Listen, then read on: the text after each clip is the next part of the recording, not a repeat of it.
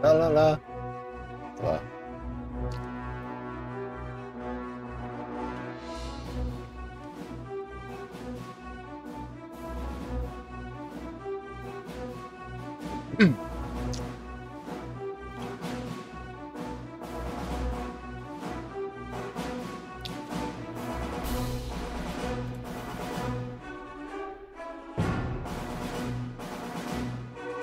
Yeah.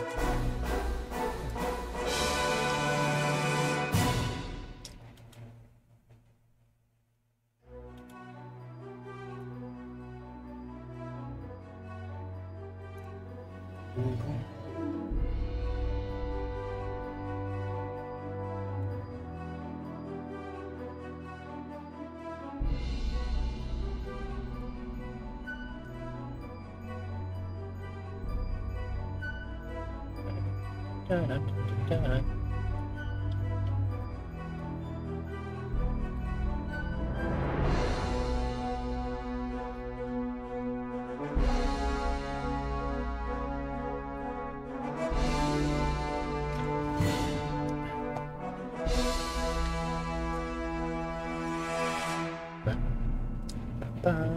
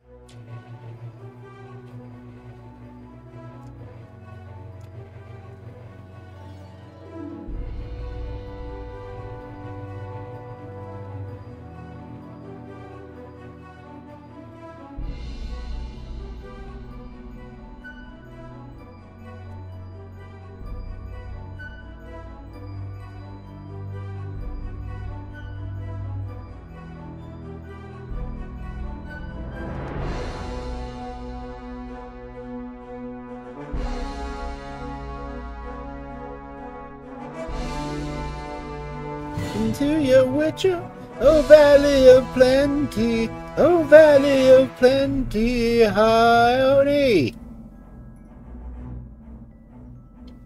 So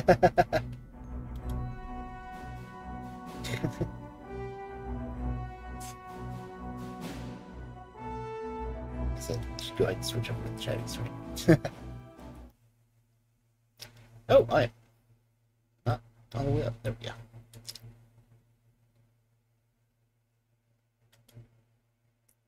How you doing, Oni?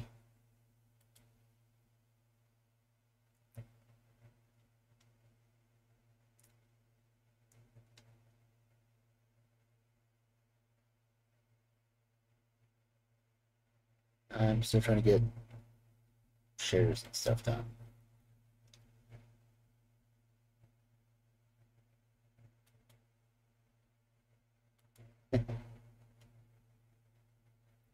It's always nice when we can lurk in each other's streams.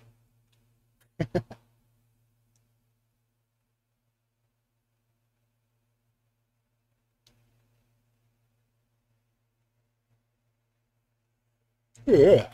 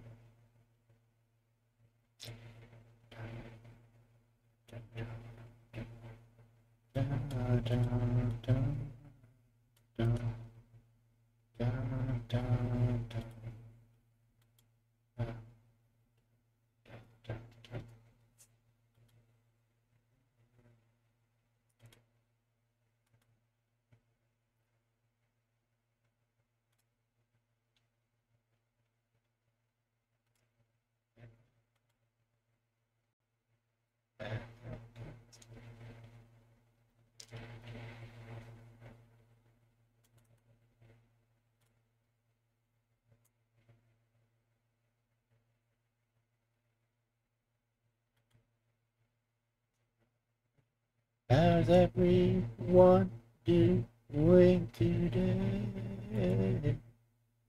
I got music playing in my head. In my head. In my head. It's coming from another stream. Da, da, da.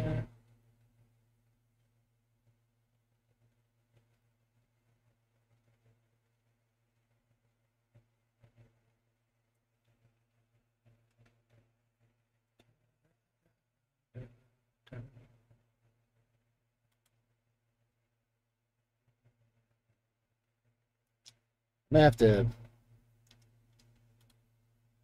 get rid of my animated emote. There you go. Art creator is not happy about me doing any changes on them,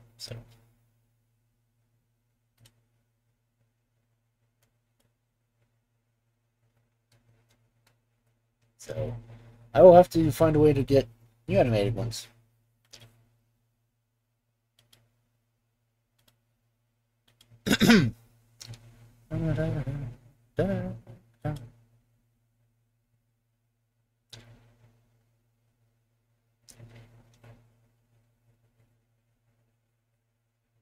No, I need to get more emotes anyway, because I apparently met another threshold that lets me get more, so. Oh, excuse me.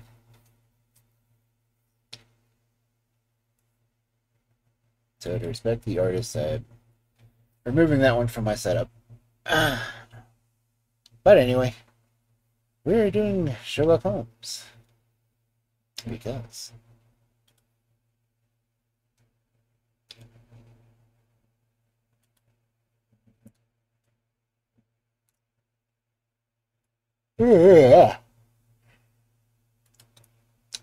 Of course, with being Sherlock Holmes, it's a study. Because we're reading this book. Well, I'm reading this book and you guys are listening. Oh. There's only 4 chapters in the epilogue left of it. Might be able to get through all of it tonight.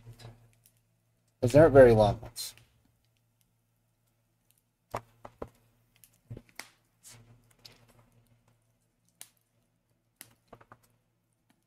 So I'm going to go ahead and start. Yeah. A little early. Provided I don't yawn myself to death. But anyway.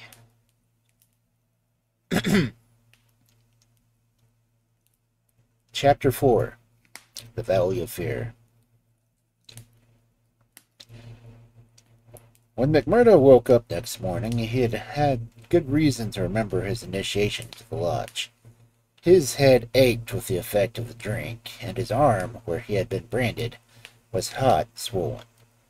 Having his own peculiar source of income, he was irregular in his attendance at his work, so he had a late breakfast and remained at home for the morning, writing a long letter to a friend. Afterwards, he read the Daily Herald. In a special column put in the last moments, it read, "Outrage at the Herald office. Editor seriously injured." It was a short account of the facts with which he has himself been more familiar than the writer could have been. It ended with this statement. No matter how, the matter is now in the hands of the police, but it can hardly be hoped that their exertions will be attended by any better results than in the past. Some of the men were recognized, and there is hope that a conviction may be obtained. The source of the outrage was, it need hardly be said, the infamous society which has held this community in bondage for so long a period, and against the Herald has taken so uncompromising a stand. Mr. Sager's many friends will rejoice to hear that, though he has been cruelly and brutally beaten, and has sustained severe injuries about the head, there is no immediate danger to his life. Below it stated that a guard of the coal and iron police, armed with Winchester rifles, had been requisitioned for the defense of the office. McMurdo had laid down the paper and was lighting his pipe with a hand which was shaky from the excess of the previous evening, when there was a knock outside, and his landlady brought him a note which had just been handed in by a lad. It was unsigned, and ran thus. I wish to speak to you, but had rather not do so in your house. You will find me bedside the flagstaff upon Miller Hill. If you will come there now, I have something which is important for you to hear, and for me to say. McMurdo read the note twice with the utmost surprise, for he could not imagine what it meant or who was the author of it. Had it been in the feminine hand, he might have imagined that it was the beginning of one of those adventures which had been familiar enough in his past life. But it was the writing of a man, and of a well-educated one, too. Finally, after some hesitation, he determined to see the matter through. Miller Hill is an unkept public park in the very center of town. In summer, it is a favorite resort of some of the people. In winter, it is desolate enough. From the top of it, one has a view not only of the whole grimy, strangling town, but of the winding valley beneath, and its scattered mines and factories blackening the snow on either side of it, and of the wooded and white-capped ranges which flank it. McMurdo strolled up the winding path hedged in the evergreen until he reached the desired restaurant which forms the center of the summer gaiety. Beside it was a bare flagstaff, and a man underneath it, his hat drawn down and the collar of his overcoat raised up. When he turned his face, McMurdo saw that it was Brother Morris, who had incurred the anger of the bodymaster the night before. The lodge sign was given, and they exchanged as they met. I wanted to have a word with you, McMurdo, said the older man, speaking with a hesitation which showed that he was in delicate ground. It was kind of you to come. Why did you not put your name on the note? One has to be cautious, mister. One never knows in times like these how things may come back to one. One never knows either who to trust or who not to trust. Surely one may trust the brothers of the lodge. No, not always, cried Morris with vehemence. Whatever we say, even what we think, seems to go back to that man McGinty. Look here, said McMurdo sternly. It was only last night, as you well know, that I swore good faith to the bodymaster. Would you be asking me to break my oath? McMurdo, who had been watching his companion very narrowly, relaxed somewhat on his bearing. Sure, I spoke for myself only, he said. I'm a newcomer, and I'm strange to it all. It's not for me to open any mouth, Mr. Morris, and if you think well to say anything to me, I am here to hear it. I have to take it back to Boss McGinty, said Morris bitterly. Indeed, then, you do me an injustice there, said McMurdo. For myself, I am loyal to the lodge, and so I tell you straight, but I would be a poor creature if I were to repeat it to any other what you might say to me in confidence. It will go no further than me, though I warn you that you may get neither help nor sympathy. I have given up looking for either one or the other, said Morris. I may be putting my very life in your hands by what I say, but bad as you are, it has seemed to me last night that you were shaping to be as bad as the worst. Still, you are new to it, and your conscience cannot yet be as hardened as theirs. That was why I thought to speak to you.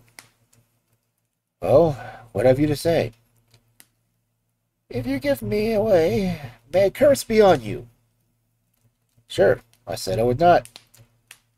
I would ask you then, when you joined the Freeman Society in Chicago and swore the vows of charity and fidelity, did it ever cross your mind that you might find it would lead you to crime? If you call it crime, McMurdo answered. Call it crime, cried Morris, his voice vibrating with passion. You have seen little of it if you can call it anything else. Was it crime last night when a man, old enough to be your father, was beaten till the blood dripped from his white hairs? Was that crime, or what else would you call it? There are some would say that it was war, said McMurdo. War of two classes with all in, so that each struck as best it could. Well, did you think of such a thing when you joined the Freeman Society in Chicago? No, I'm bound to say I did not. Nor did I when I joined it in Philadelphia. It was just a benefit club and a meeting place for one's fellows. Then I heard of this place. Curse the hour that the name first fell upon my ears. And I came to better myself. My God, to better myself. My wife and 3 children came with me. I started a dry goods store in Market Square, and I prospered well. The word had gone round that I was a freeman, and I was forced to join the local lodge, same as you did last night. I have the badge of shame on my forearm and something worse branded on my heart. I found that I was under the orders of the black villain and caught in the meshwork of his crimes. What could I do? Every word I said to make things better was taken for treason, same as it was last night. I can't get away, for all I have in the world is in my store. If I leave the society, I know well that it means murder to me, and God knows what to my wife and children. Oh, man, it is awful, awful. He put his hands to his face, and his body shook with convulsive sobs. McMurdo shrugged his shoulders. You are too soft for the job, said he. You are the wrong sort for such work. I had a conscience and a religion, and they made me a criminal among them. I was chosen for a job. If I backed down, I knew well what would come of me. Maybe I'm a coward. Maybe it's not for my little woman and children that makes me a hound. Anyhow, I went. I guess it will haunt me forever. It was a lonely house, 20 miles from here, over the range yonder. I was told off at the door, same as you were last night. They could not trust me with the job. The others went in. When they came out, their hands were crimson to the wrists. As they turned away, the child was screaming in the house behind us. It was a boy of 5 who had seen his father murdered. I nearly fainted with the horror of it, and yet I had to keep a bold and smiling face, for well I knew that if I did not, it would be out of my house, and they would come next with their bloody hands, and it would be my little Fred that would be screaming for his father. But I was a criminal then, part sharer in a murder, lost forever in this world, and lost also to the next. I am a good Catholic, but the priest would have no word with me when I heard that I was a Scowrer, and I was excommunicated from my faith.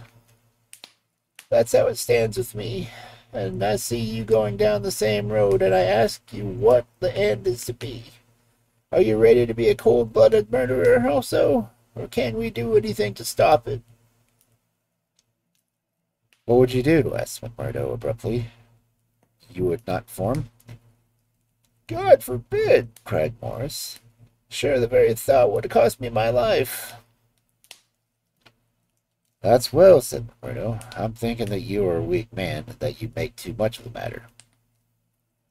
Too much? Wait till you have lived here longer. Look down the valley. See the cloud of 100 chimneys that overshadows it? I tell you that cloud of murder hangs thicker and lower over the heads of the people. It's the valley of fear, the valley of death. The terror in its hearts of the people from the dusk till dawn. Wait, young man, and you will learn for yourself. Well, I'll let you know what I think when I have seen more, said McMurdo carelessly. What is very clear is that you are not the man for this place, and that the sooner you sell out, if you get only a dime a dollar for what the business is worth, the better it will be for you. What you have said is safe with me, but by gosh, if I thought you were an informer. No, no, cried Morris piteously. Well, let it rest at that. I'll bear what you have said in my mind, and maybe someday I'll come back to it. I expect you meant kindly by speaking to me like this, and now I'll be getting home. One more word to you, said Morris. We may have been seen together. They may want to know what we have spoken about. Ah, that's the thought of. I offer you a clerkship at my store. And I refuse it. That's our business. Well, so long, Brother Morris, and may you find the things go better with you in your future. That same afternoon, as McMurdo sat smoking, lost in thoughts, beside the stove of his sitting room, the door swung open, and its framework was filled with a huge figure of Boss McGinty.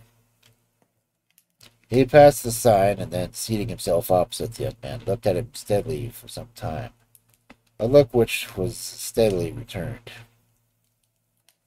I'm not much of a visitor, Brother McMurdo, he said at last. I guess I am too busy over the folk that visit me. But I thought I'd stretch the point and drop down to see you at your own house. I'm proud to see you here, Counselor, McMurdo answered, heartily, bringing his whiskey bottle out of the cupboard. It's an honor that I had not expected.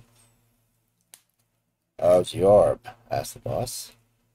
McMurdo made a wry face. Well, I'm not forgetting it, he said, but it's worth it. Yes, it's worth it, the other answered, to those that are loyal, and those who go through it and are a help to the lodge. What were you speaking to Brother Morris about at Miller Hill this morning? The question came so suddenly that it was well that he had his answer prepared. He burst into a hearty laugh. Morris didn't know I could earn a living here at home. He shan't know either, for he has got too much conscience for his likes of me. But he's a good-hearted old chap. It was his idea that I was a loose end, and that he would do me a good turn by offering me a clerkship at a dry goods store. Oh, that was it? Yes, that was it. Had you refused? Sure. Couldn't I earn 10 times as much money in my own bedroom for 4 hours' work? That's so, but I wouldn't get too much about it with Morris. Why not? Well, I guess part's because I'll tell you not. That's enough for most folks in this part. It may be enough for most folks, but it ain't enough for me, Counselor, said McMurdo boldly. If you're a judge of men, you'll know that. The swarthy giant glared at him, and his hairy paw closed for an instant around the glass as though he would hurl it at the head of his companion. Then he laughed out loud, boisterous in insincere fashion. You're a queer card, for sure, he said. Well, if you want reasons, I'll give them. Did Morris say nothing to you against the lodge? No. Nor against me? No. Well, that's because he daren't trust you.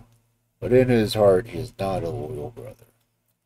We know that well, so we watch him, and we wait for the time to admonish him. I'm thinking that the time is drawing near. There's no room for scabby sheep in our pen. But if you keep company with a disloyal man, we might think that you are disloyal too, see. No chance of my keeping company with him, for I dislike the man, the answered. As to being disloyal, if I was any man but you, he would not use the word to me twice. Well, that's enough, said McGinty, draining off his glass. I came down to give you a word of season. You've had it. I'd like to know, said Reno, how you ever came to learn that I had spoken of with Morris at all. McGinty laughed. It's my business to know what goes on in this township, said he. I guess you'd best reckon on my hearing all that passes. Well, time's up, I'll just say. But his leave-taking was cut short with a very unexpected fashion.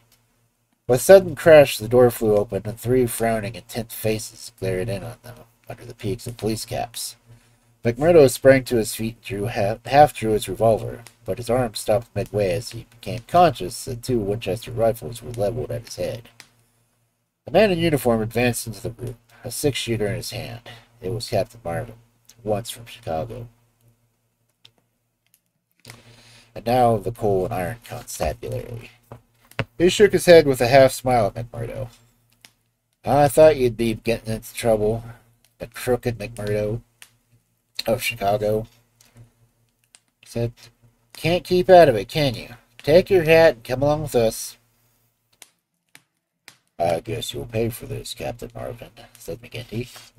Who are you? I'd like to know, to break into the house of this fashion, and molest honest, law-abiding men.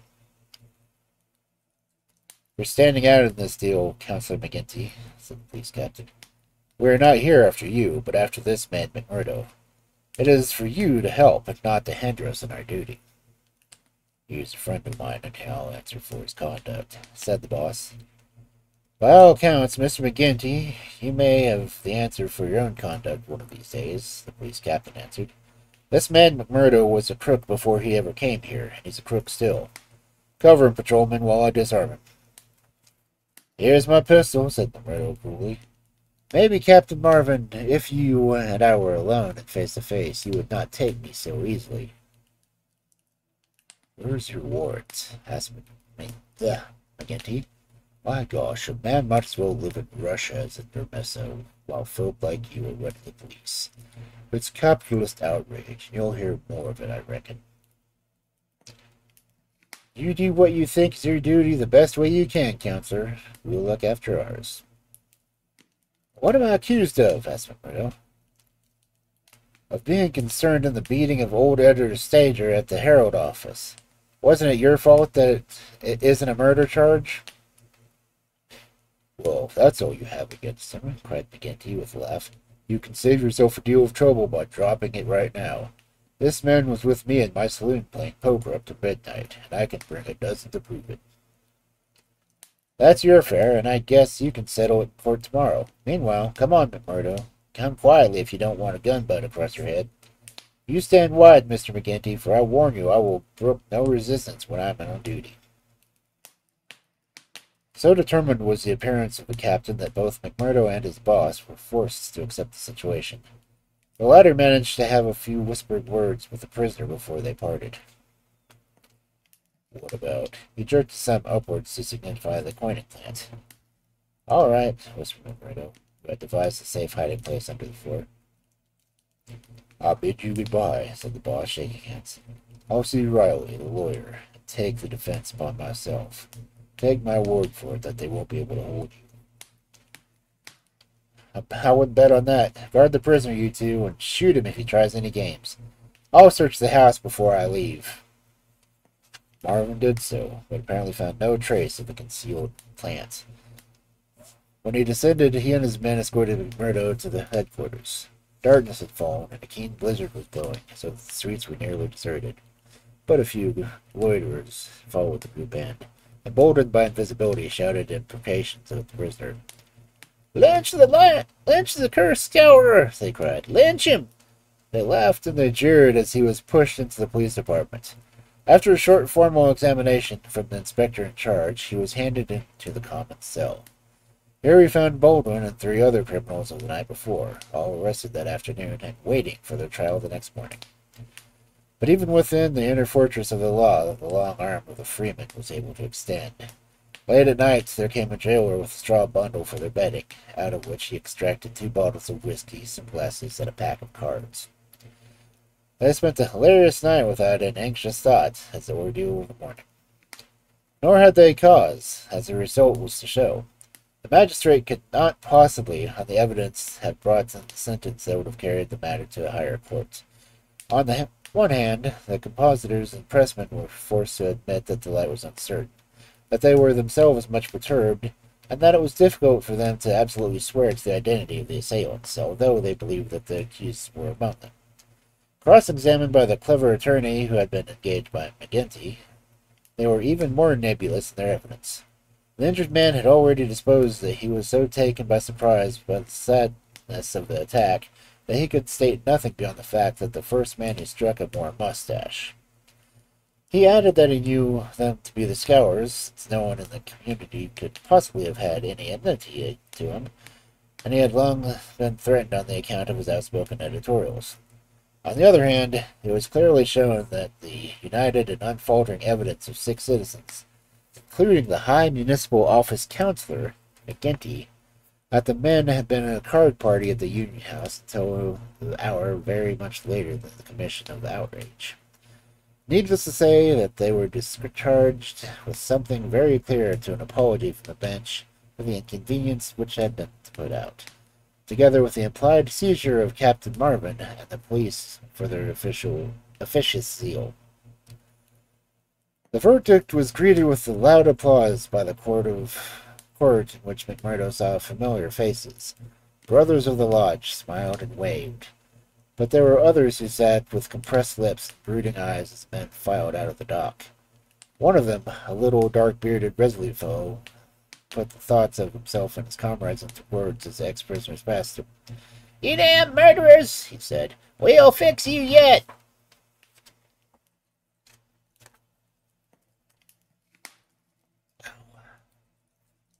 Oh. Oh. Congrats on getting first guilty, and thank you for the hydrates.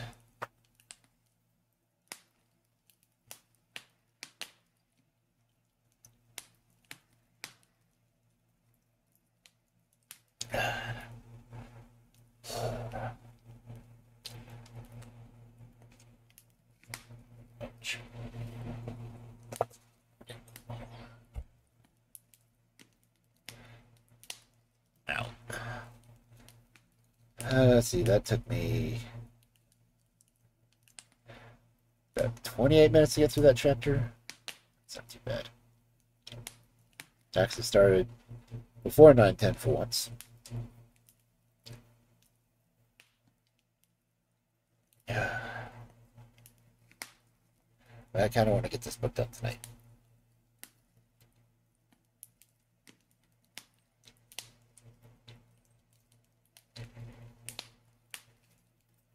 And if you want to get another entry in the drawing, I've got that thing set up to count it every time it's done. Ouch. Ugh. Admittedly, I've only got the one book going for now, since I've only got the 10 subs.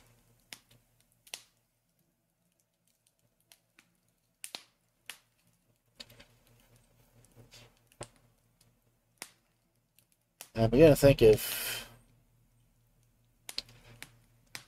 I don't make the 40 goal, I'll just give the Grey Wolf edition instead. Ugh.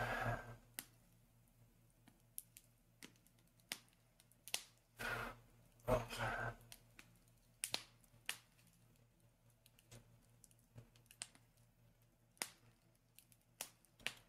I think there was...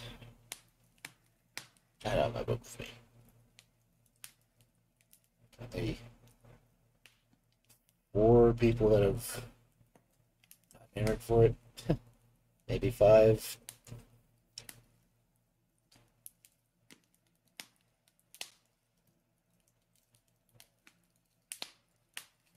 Ugh.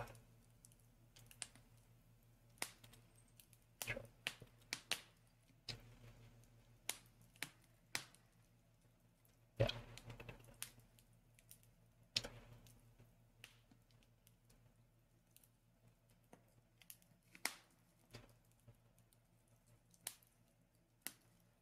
Guess I could change the wording on that one per person per stream.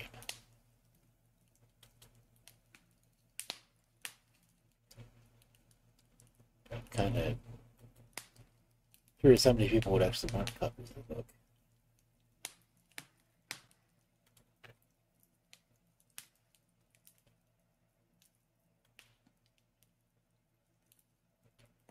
Check.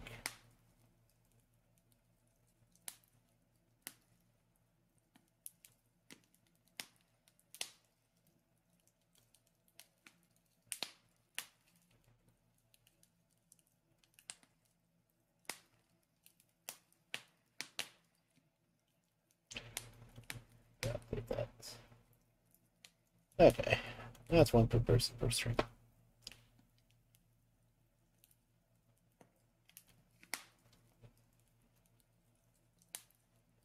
Ouch.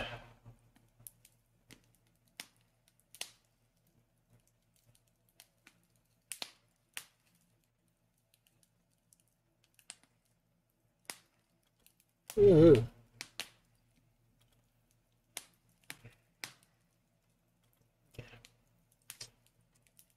Yawning, stretching, hydrating. Get into the next chapter.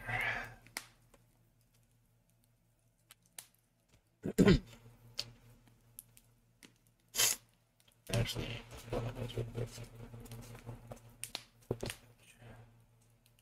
no one needs to hear me blowing my nose. At least I would hope not.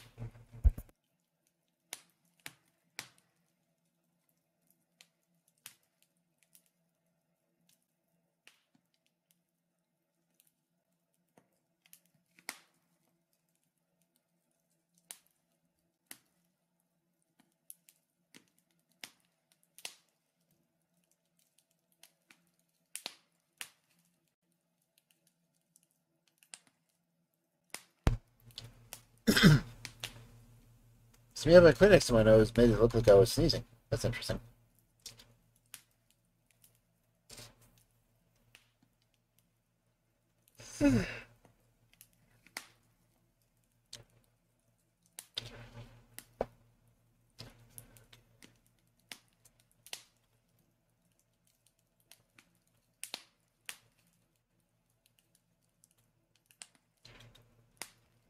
Now we get back into the story.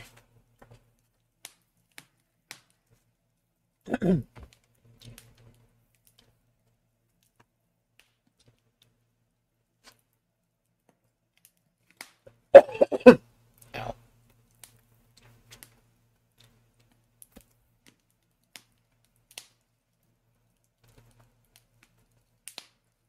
Chapter 5. The Darkest Hour.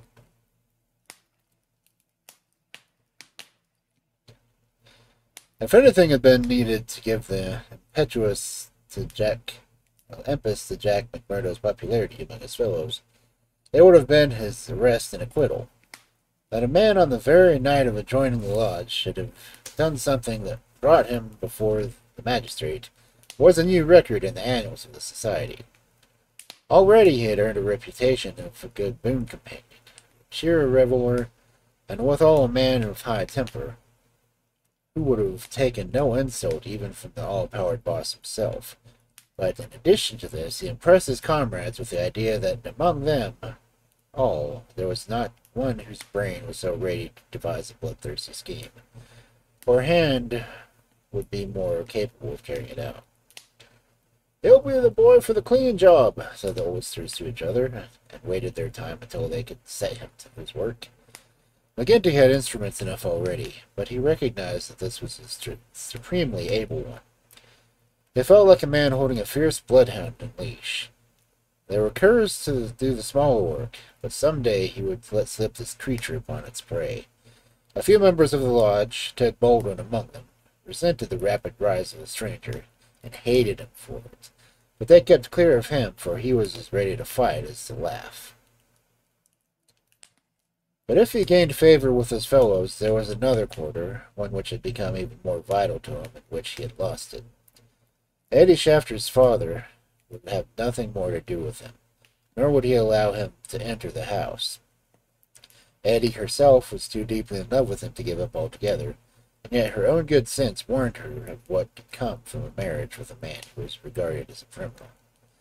One morning after the sleepless night, she determined to see him, possibly for the last time, and make one strong endeavor to draw him from the evil influences which were sucking him down.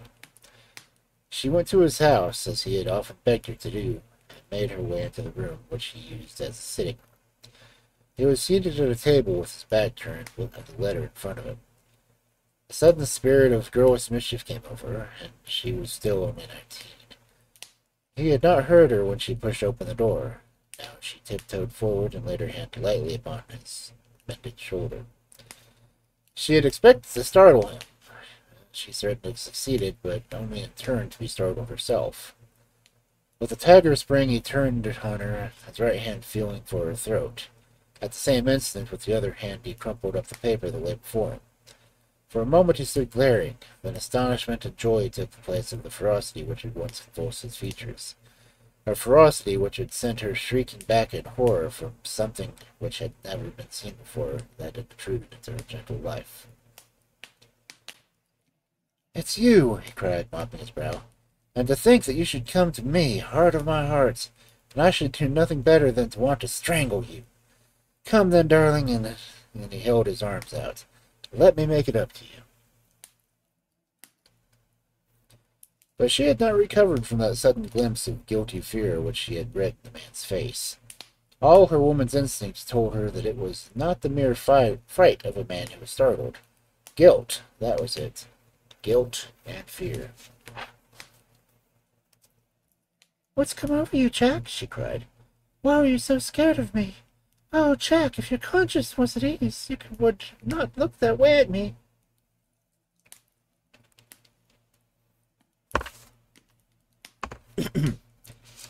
"Sure, I was thinking of other things, and when you came in tripping so lightly on those fairy feet of yours." "Oh, no, it was more than that, Jack," with a sudden suspicion that seized her. "Let me see the letter that you were writing." Eddie, I couldn't do that."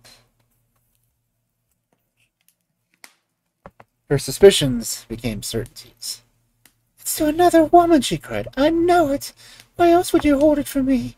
Was it your wife that you were writing? How am I to know that you were not a married man, you, a stranger that nobody knows?" He was so... "I'm not married, Eddie. See now, I swear it. You're the only one woman on the earth for me. By the cross of Christ, I swear it." He was so white with passionate earnestness that she could not but believe him. "Well then," she cried, "why will you not show me the letter?" "I'll tell you, Shula," he said. "I'm under oath not to show it, and just as I wouldn't break my word to you, I would keep it for those that I hold my promise. It's the business of the lodge, and even if to you it's secret, and if I was scared to when a hand fell on me, you can understand when it might have been the hand of a detective."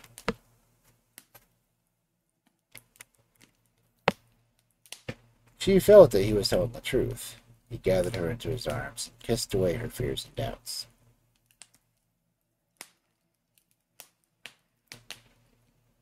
"Sit here by me, then. It's a queer throne for such a queen, but that's the best your poor lover can find. He'll do better for you than some of these days, I'm thinking. Now, your mind is easy at once, is it not?" "How can it ever be at ease, Jack, when I know that you are just a criminal among criminals? When I never know the day that I may hear that you are in the dock for murder? McMurder the Scowrer. That was one of the boarders called you yesterday. It went through my heart like a knife."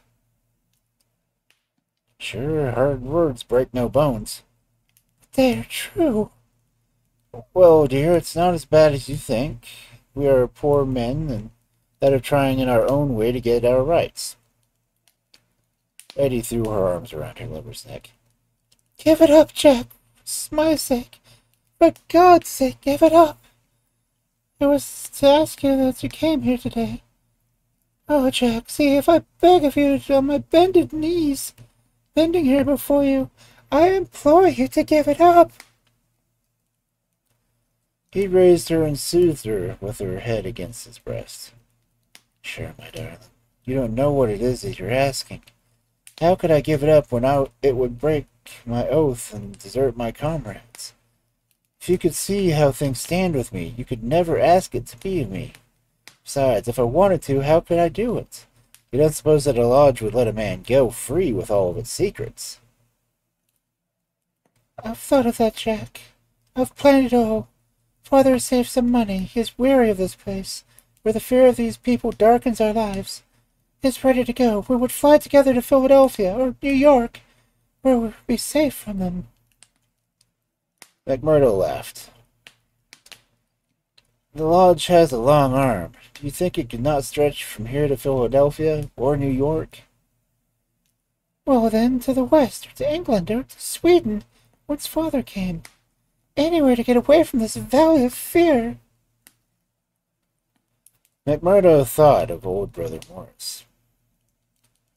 Sure, it is the second time I have heard the valley so named, he said. The shadow does indeed seem to lie heavy on some of you.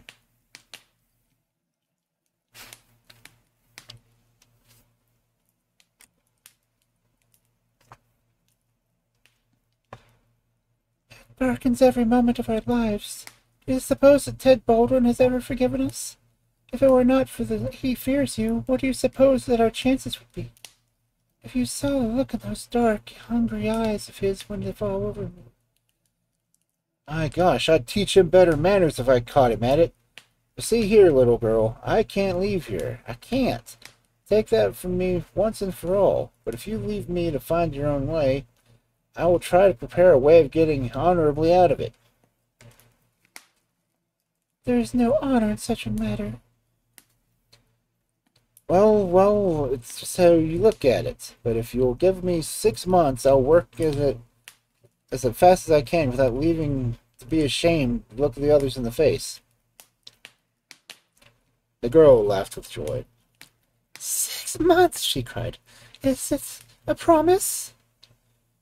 Well, it may be 7 or 8, but within a year at the farthest, we will leave the valley behind us. It was the most Eddie could obtain, and yet it was something. There was a distant light to illuminate the gloom of the immediate future. She returned to her father's house more light-hearted than she had ever been since Jack McMurdo had come into her life. It might be thought that, as a member, all doings of the society would be told to him, but he would soon discover that the organization was wider and more complex than a simple lodge. Even Boss McGinty was ignorant as many ways, for there was an official named the High Delegate living at Hobson's Patch farther down the line, who had the power over several different lodges, which he wielded in a sudden and arbitrary way. Only once did McMurdo see him, a sly, little gray-haired rat of a man with a slinking gait and a sidelong glance, which was charged with malice. Evan Potts was his name, and even the great boss of Vermissa felt towards him something of a repulsion and fear which the huge Dan may have felt for the puny but dangerous Robespierre. One day, Scanlon, who was McMurdo's fellow boarder, received a note from McGinty, enclosing one to Evans Potts, which informed him that he was sending over 2 good men, Lawler and Andrews, who had instructions to set the active neighborhood, though it was best for the cause that no particulars to their object should be given. Would the bodymaster see to it that suitable arrangements be made for the lodgings and comforts till the time for action should arrive? McGinty added that it was impossible for any one to remain secret of the Union House, and that, therefore, he would be obliged to McMurdo and Scanlon to put these strangers up for a few days in their boarding house. The same evening 2 men arrived, each carrying a gripsack. Lawler was an elder man, shrewd, silent, and self-contained, clad only in a black frock coat, which, with his soft felt hat and ragged grizzled beard, gave him a general resemblance of an itinerant preacher. His companion, Andrews, was little more than a boy, frank-faced and cheerful, with the breezy manner of one who is out for a holiday, and means to enjoy every minute of it. Both of the men were total abstainers, and behaved in ways exemplary members of society, with one single exception, that they were assassins who had often proved themselves to be the most capable instruments of the association of murder. Lawler had already carried out 14 commissions of the kind, and Andrews 3. They were, as McMurdo found, quite ready to converse about their deeds of the past, which they recounted with the half-bashful pride of men who had done good and unselfish service for the community. But they were reticent, however, as to the immediate job at hand. They chose us because neither I nor the boy here drink, Lawler explained. They can count on us saying no more than we should. You must take it as a miss, but it's the orders of the county delegate that we obey. Sure, we're all in it together, said Scanlon, McMurdo's mates, as the four sat together for supper. That's true enough, and we'll talk till the cows come home of killing Charlie William or Simon Bird or any other job in the past. But till the work is done, we say nothing. There are half a dozen about here that would say the word to, said McMurdo, with an oath. I suppose it isn't Jack Knox of Iron Hill that you're after. I'd go some way to see him get his deserts. No, it's not him. Herman Strauss. Nor him neither. Well, if you won't tell us, we can't make you. I'll be glad to know. Lawler smiled and shook his head, but he was not to be drawn. In spite of the reticence of their guests, Scanlon and McMurdo were quite determined to be present at what they called the fun. And therefore, at an early hour one morning, McMurdo heard them creeping down the stairs. He awakened Scanlon, and the two hurried on their clothes. When they were dressed, they found that the others had stolen out, leaving the door open behind them. It was not yet dawn, and by the light of the lamps they could see the two men some distance down the street. They followed them warily, treading noiselessly in the deep snow. The boarding house was near the edge of the township, and soon they were at the crossroads which were beyond its boundary. Here 3 men were waiting, with whom Lawler and Andrews held a short, eager conversation. Then they all moved on together. It was clearly some notable job which needed numbers. At this point, there are several trails which lead to various mines. The strangers took that which led to Crow Hill, a huge business which is in strong hands, who had been able, thanks to their energetic and fearless New England manager, Josiah H. Dunn, to keep some order and discipline during the long reign of terror. Day was breaking now, and the line of workers was slowly making their way, singularly and in groups, along the blackened path. McMurdo and Scanlon strolled on with the others, keeping in sight of the men whom they followed. A thick mist lay over them, and from the heart of it came a sudden scream of a steam whistle. It was 10-minute signal before the cages descended, and the day's labor began. When they reached the open space around the mine shafts, there were 100 miners waiting, stamping their feet and blowing on their fingers, for it was bitterly cold. The strangers stood in a little group under the shadow of the engine house. Scanlon and McMurdo climbed a heap of slag, from which the whole scene lay before them. They saw the mine engineer, a great bearded Scotsman named Menzies, come out of the engine house and blow his whistle for the cages to be lowered. At the same instant, the tall, loose-framed young man, with a clean-shaven, earnest face, advanced eagerly towards the pit head. As he came forward, the eyes fell upon the group, under the engine house. The men had drawn down their hats and turned up their collars to screen their faces.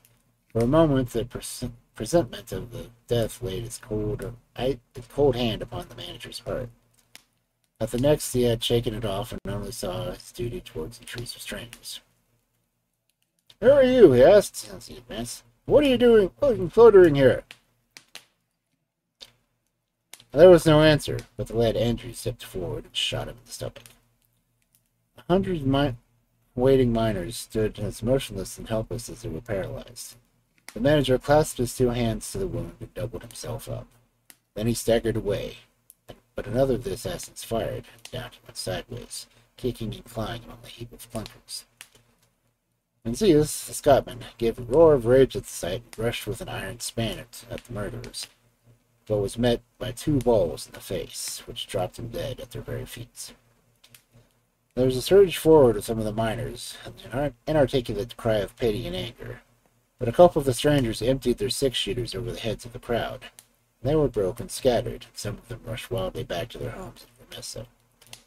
When a few of the bravest had rallied, there was a return to the mine. The murderous gang had vanished in the mists of the morning without a single witness being able to swear to the identity of the men who were in front of 100 spectators who had wrought this double crime. Scanlon and McMurdo made their way back, Scanlon somewhat subdued, for it was the first murder job that he had seen with his own eyes, and it appeared less funny than he was led to believe. The horrible screams of the dead manager's wife pursued them as they hurried to town. McMurdo was absorbed and silent, but he showed no sympathy for the weakening of his companion. Sure, it is like a war, he repeated. But what is it but a war between us and them? We head back where we best can. There was a high revel in the lodge room at the Union House that night, not only for the killing of the manager and the engineer of the Crow Hill mine, which would bring the organization into the line with the other blackmailed and terror-stricken companies of the district, but also over a distant triumph which had been wrought by the hands of the lodge itself. It would appear that when the county delegate had sent over 5 good men to strike a blow at Vermissa, he had demanded that, in return, 3 Vermissa men should be secretly selected and sent across the hill to Williams Hales, Stake Royal, one of the best known and most popular mine owners of the Gilmerton district, a man who was believed to not have an enemy in the world, for he was in all ways a pattern employer. He had insisted, however, upon efficiency in the work, and had therefore paid off certain drunken and idle employees who were members of an all-powerful society. Coffin notices hung outside his door had not been weakened his resolution to do in a free civil society. He found himself condemned to death. The execution had now been duly carried out. Ted Baldwin, who sprawled in a seat of honor beside the bodymaster, had been the chief of the party. His flushed face, gazed, bloodshot eyes, told of sleeplessness and drink. He and his 2 comrades had spent the night before among the mountains. They were unkempt and weather-stained, but no heroes returning from a forlorn hope could have been a warmer welcome from their comrades. The story was told and retold amid cries of delight and shouts of laughter. They had waited for their man as he drove home at nightfall, taking their station on the top of a steep hill, where his horse must be at a walk. He was so furred to keep out of the cold that he would not lay his hand on his pistol. They had pulled him out and shot him again and again. None of them knew the man, but there was an eternal drama in killing, and they had shown the Scowrers of Gilmerton that the Vermissa men were to be relied upon. There had been once conscience, for the man and his wife had driven up while they were still emptying the revolvers into the silent body. It had been suggested that they should shoot them both, but they were harmless folk who had not connected with the mines, so they were sternly bidden to drive off and keep silent, lest the worst thing befall them. And so the blood-mottled figure had been left as a warning to all such hard-hearted employers, and the noble avengers had hurried off into the mountains, where unbroken nature comes down to the very edge of the furnaces and the slag heaps. It had been a great day for the Scowrers. The shadow had fallen even darker over the valley. But as the wise general chooses the moment of victory in which to redouble his efforts, so that his foes may have no time to steady themselves after disaster, so Boss McGinty, looking out upon the scene of his operations with brooding and malicious eyes, had devised a new attack upon these who opposed him. That very night, as a half-drunken company broke up, he touched McMurdo on the arm, and led him aside into the inner room where they had their first interview. "See here, my lad," he said, "I've got a job that's worthy of you at last. You'll have the doing of it in your own hands." "I'm proud to hear it," McMurdo answered. "Take 2 men with you, Manders and Riley. They have been warned for service. It will never be right in the district until Chester Wilcox has been settled.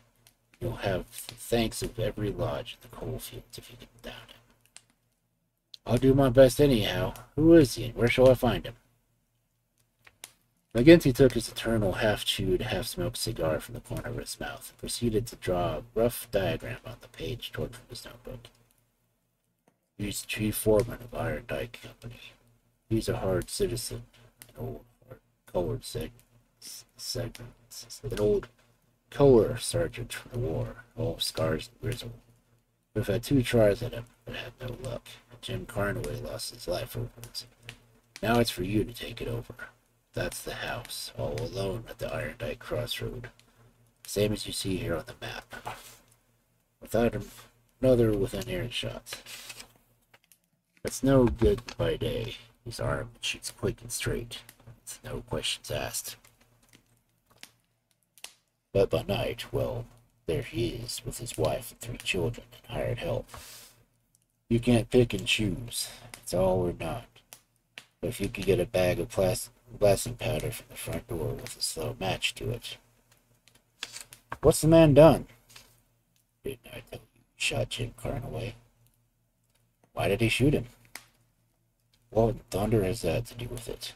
Carnaway was about at his house at night, and he shot him. That's enough for me and you. You've got to set the thing right. There's these two women and children. They grew up too? They have to. Else how can we get them? It seems hard on them, for they've done nothing amiss. What sort of talk is this? Do you stand back from it? Easy, Counselor, easy. What have I ever said or done that would make you think that I would be after standing back from an order from the bodymaster of my own lodge? If it's right or if it's wrong, it's for you to decide. Then, of course I will do it. What? Well, you had best give me a night or two that I may see the house and make my plans. Then, very good, said McGinty, shaking him by the hand. I'll leave it with you. It will be a great day when you bring us news. It's just the last stroke that will bring them all to their knees. McMurdo thought long and deeply over the commission, which had just been so suddenly placed in his hands. The isolated house Chester Wilcox lived was about 5 miles off in the adjacent valley. That very night he started off alone to prepare his tent. It was daylight before he returned from his reconnaissance. Next day he interviewed his two subordinates, Manders and Riley, reckless youngsters who were elated as if they were on a deer hunt. 2 nights later they met outside the town, all 3 armed, one of them carrying a sack stuffed with the powder which was used in the quarries. It was 2 in the morning before they came to the lonely house. The night was windy, one broken cloud swiftly dancing across the face of the 3/4 moon. They had been warned to be on their guard against bloodhounds as they moved forward cautiously with their pistols cocked in their hands. But there was no sound save for the howling of the wind, no movement but the swaying branches above them. McMurdo listened at the door of the lonely house, but all was still within.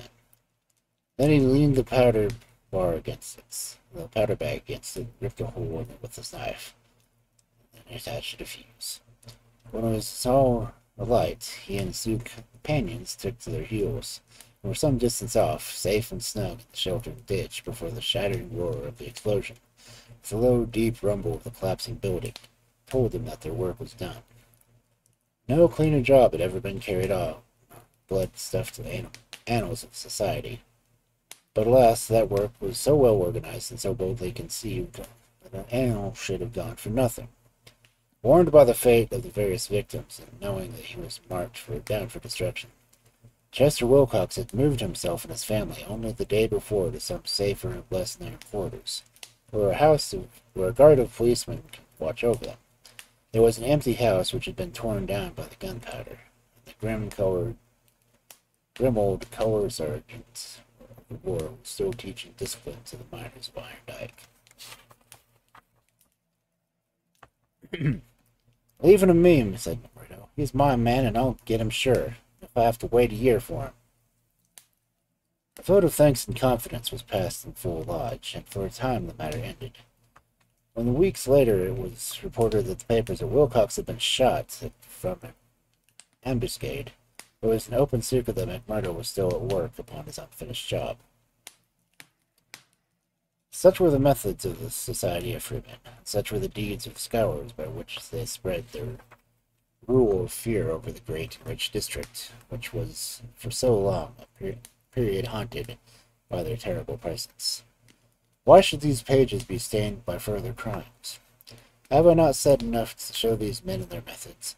These deeds are written in history, and there are records wherein one may read the details of them.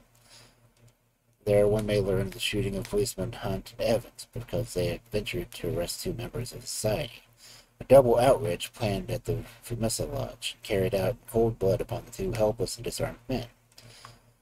There also one may read of the shootings of Miss Larrabee while she was nursing her husband, who had been beaten almost to death by the orders of Boss McGinty.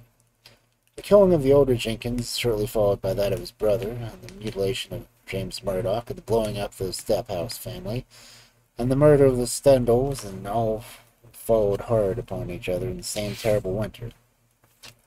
Darkly the shadow of the Valley of Fear. Spring had come, and running brooks and blossoming trees. There was hope for all natures, bound so long from an iron grip.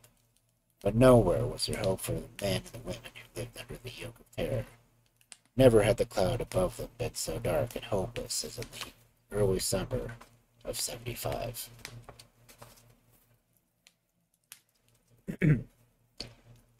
And, of course, frickin' ads.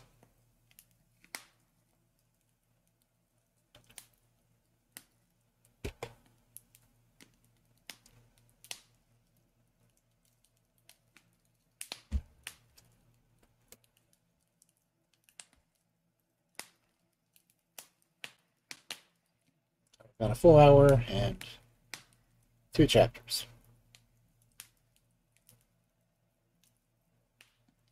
So I would say we're doing pretty good.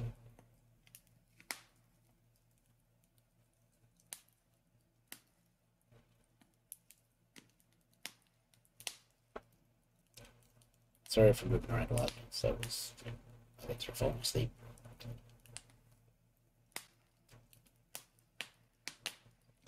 And I'm hoping that my voice is still coming through pretty decently, because I'm back to the USB mic. It's supposed to.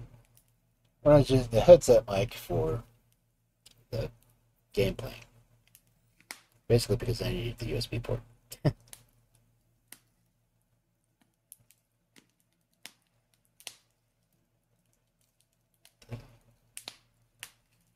Well, I didn't really need both USB ports, because I haven't died enough to have to play my bass. I'm going to try to do another game stream tomorrow.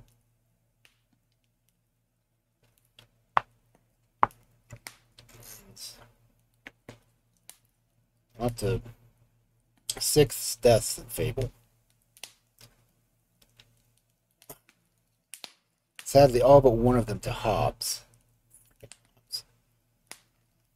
But it's also like being swarmed by Hobbs, so I don't really have much of a chance.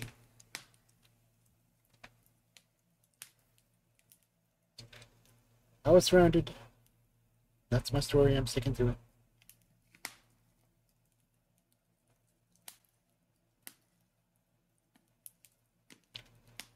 Okay.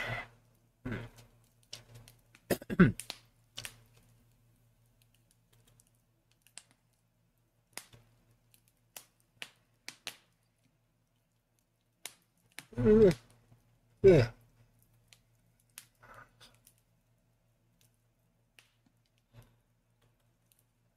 Okay. 2 more chapters and an epilogue to go. We can do this.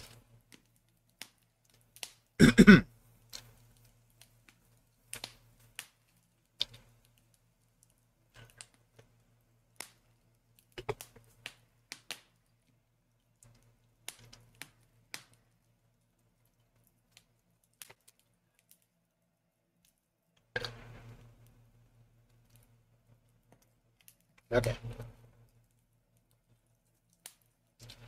Chapter 6. Danger. There was a height of the reign of terror. McMurdo, who had already been appointed deacon, with every prospect in some day succeeding McGinty and his bodymaster, was now so necessary to the counsels of his comrades that nothing was done without his help or advice. The more popular he became, however, with the freemen, the blacker were the scowls which greeted him as he passed the streets for Missa. In spite of their terror, the citizens were taking heart to bind themselves together against their oppressors. Rumors had reached the lodge of secret gatherings in the Herald office, and the distribution of firearms among the law-abiding citizens. But McGinty and his men were undisturbed by such reports. They were numerous, resolute, and well-armed. Their opponents were scattered and powerless.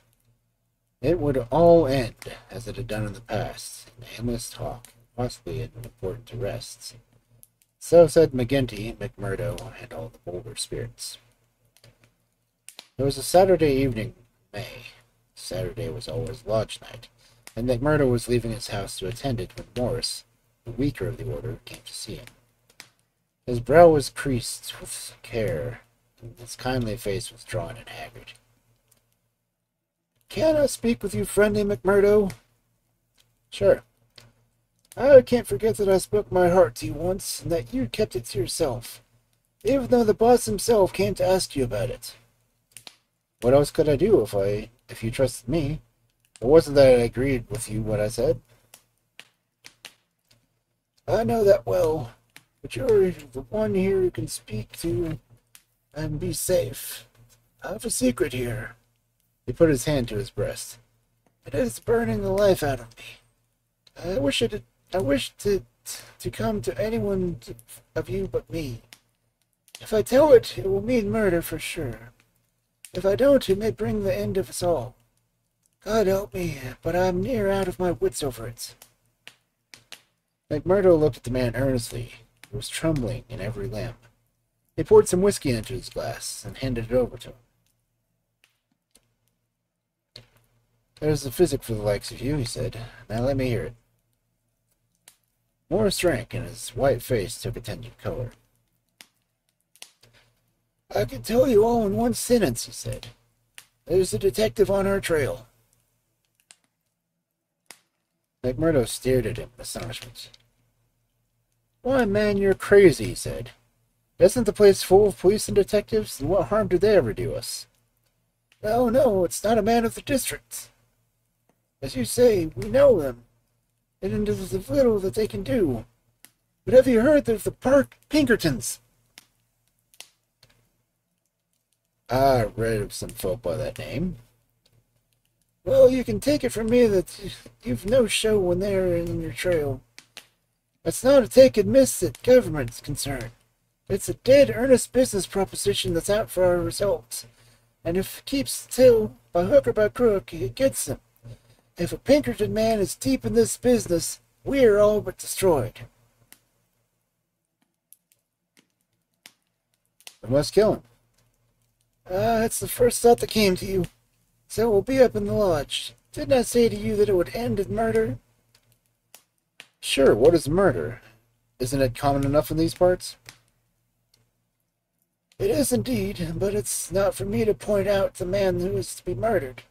I'd never rest easy again. And yet it's our own necks that may be at stake. In God's name, what shall I do?" He rocked to and fro in his agony and indecision.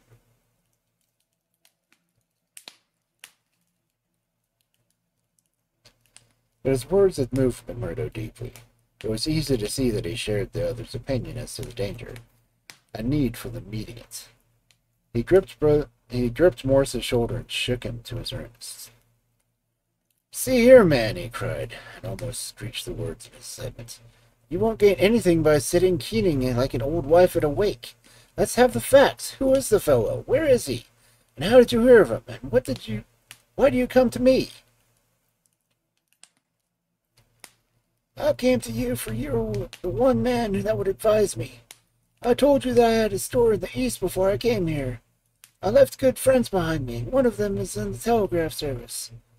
Here's a letter that I had from him yesterday. It's your part to the top of the page. You can read it for yourself." This is what McMurdo read. "How are the Scowrers getting on in your parts? We read plenty of them in the papers. Between you and me, I expect to hear news from you before long. 5 big corporations and the 2 railroads have taken the thing to the dead earnest. They mean it, and you can bet they'll get there. They're right down to it. Pinkerton has taken hold under their orders, and his best man, Birdy Edwards, is operating. The thing has got to be stopped right now." Now I read the postscript.